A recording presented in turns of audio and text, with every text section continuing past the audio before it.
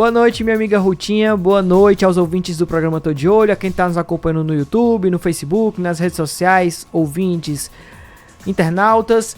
Boa noite, meu amigo Thiago. Exatamente, é dia de giro da rodada, mas também é dia de mercado da bola, que tá fervendo lá no time do Ceará, viu, minha amiga Ruth? Olha, o Ceará, lembra que a gente soltou ontem que o Ceará fez uma coletiva de imprensa para explicar aí os maus resultados. Foi Sim. o departamento de futebol, foi quem concedeu essa coletiva, no caso o executivo de futebol Lucas Drubski e o diretor de futebol do Ceará, o Haroldo Martins.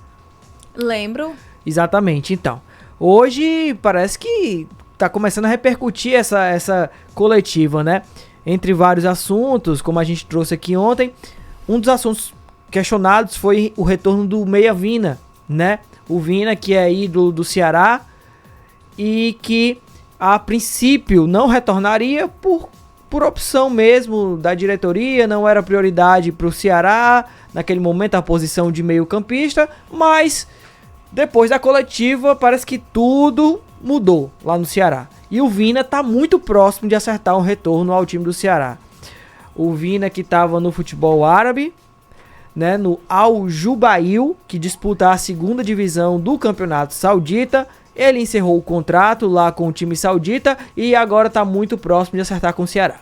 Muito desse acerto, né, que está ali iminente com o time do Ceará se deve também ao fato de que o Vina aceitou reduzir em 50% a pedida inicial do salário dele e ele resolveu ali se adequar às condições financeiras do Ceará. Então, o Vina, que sempre demonstrou publicamente o interesse de retornar ao time do Ceará, né, onde ele é ídolo, ele de fato agora deve retornar ao Ceará para a disputa do Campeonato Brasileiro da Primeira Divisão, tá? Ele que está com 34 anos, já defendeu o Ceará entre os anos de 2020 e 2023, deixou o Ceará porque na oportunidade em 2022 o Ceará caiu para a segunda divisão e por conta do alto salário do Vina não teve como manter o Vina, emprestou ele para o Grêmio, lá no Grêmio foi bem e aí encerrou o contrato dele com o time do Ceará e ele foi jogar no futebol saudita, no Al Jubail, que na época, aliás, foi jogar no Al Hazen, que na época disputava a primeira divisão do campeonato saudita, né? Então, o Vina agora tá retornando pro Ceará, o Vina que nesse período de 2020 a 2023, ele jogou 168 partidas com a camisa do Ceará, marcou 46 gols e distribuiu 31 assistências e foi o grande destaque do Ceará nas temporadas de 2020 e 2021, principalmente, tá bom? O Ceará também, outros dois nomes já surgiram no time do Ceará, né? O Lucas Drubski falou ontem que tentou 12 e nenhum deu certo, mas hoje já 3 nomes surgiram, além do Vina mais 2, e a gente traz aqui. O primeiro é o Bryan Ramírez, esse jogador que é um atacante equatoriano, defende atualmente a LDU do Equador, né? O Ceará apresentou uma proposta de 2 milhões de dólares, cerca aí de 11 milhões de reais, para comprar o passe do Bryan Ramírez. A LDU está dificultando essa negociação. Primeiro porque o valor não foi aceito, né? Não agradou a diretoria da LDU. Então, a LDU a princípio rejeitou essa proposta. E também porque o técnico Thiago Nunes, que é ex-Ceará, também tem passagem pelo time alvinegro, né, e é brasileiro, ele quer contar com o Bryan Ramírez para o restante da temporada. O Bryan Ramírez, que tem 24 anos, né, e defende a LDU desde 2023. Por lá foram 90 partidas disputadas, ele marcou 7 gols e distribuiu 16 assistências.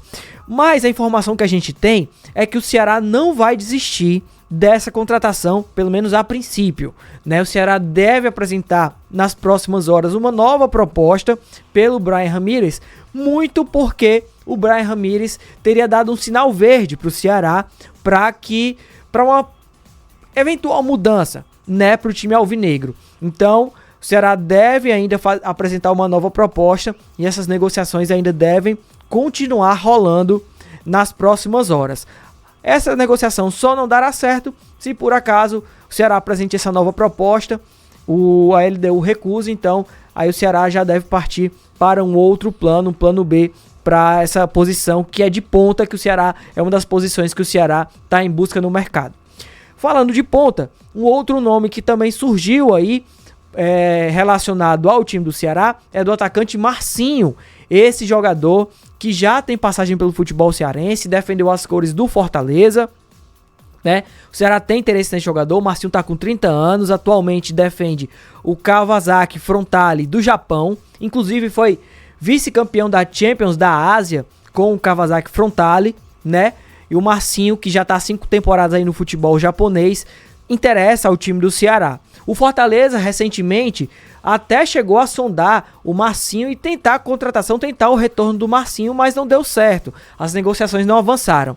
Agora é o time do Ceará que está em busca aí dessa contratação. O Marcinho, que no futebol brasileiro acumula passagens por Internacional, Brasil de Pelotas e Ceará. Então o time alvinegro tem aí se movimentado, está se movimentando no mercado da bola, né? Principalmente após a coletiva, né? E também muito se deve por conta das cobranças da torcida por novas contratações, né? E aí, para finalizar, obviamente, a gente agora vai para o giro da rodada. Esse final de semana tem Campeonato Brasileiro, tem bola rolando, né? E temos jogos da Série A, da Série C e da Série D. E aí, quem tá nos acompanhando no YouTube e no Facebook, nas redes sociais, tá podendo acompanhar a nossa arte aí com todos os jogos dos clubes cearenses, né? No caso, esse primeiro aí é com jogos da Série A e da Série C, e depois temos também da Série D. Mas vamos começar falando aí da Série A, tá? Porque o Fortaleza, ele enfrenta o RB Bragantino. Esse jogo acontece amanhã, tá bom? Às 6h30 da noite na Arena Castelão. O Fortaleza que tá buscando aí voltar a vencer no Campeonato Brasileiro para tentar sair dessa zona do rebaixamento. O Ceará, que vive uma má fase, vai visitar o Cruzeiro, líder do campeonato, jogo difícil. Esse jogo no domingo, às 4 horas da tarde, no Mineirão, em Minas Gerais, tá bom? E na Série C, o Floresta, que tá no G8 da Série C, que são o grupo dos 8 times que avançam para a fase mata-mata da Série C, né? O Floresta recebe o time do ABC amanhã, 5 horas da tarde, no domingão. Na Série D, rodada decisiva, tá?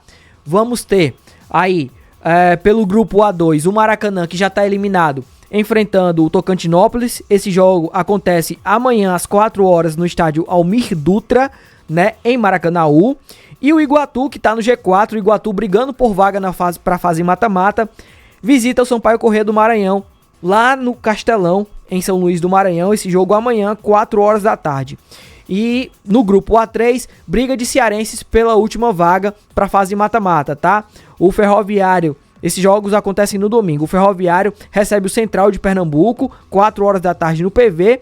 E o Horizonte, que atualmente está no G4, né, visita o América de Natal, 4 horas da tarde na Arena das Dunas. Então vamos acompanhar e na segunda-feira a gente traz quem foram os cearenses que se classificaram para a fase mata-mata da Série D. Muito obrigada, Vitinho, pela sua participação. Um abraço para você, bom final de semana, descanse bastante pra aí. Nós. E até segunda. Até segunda.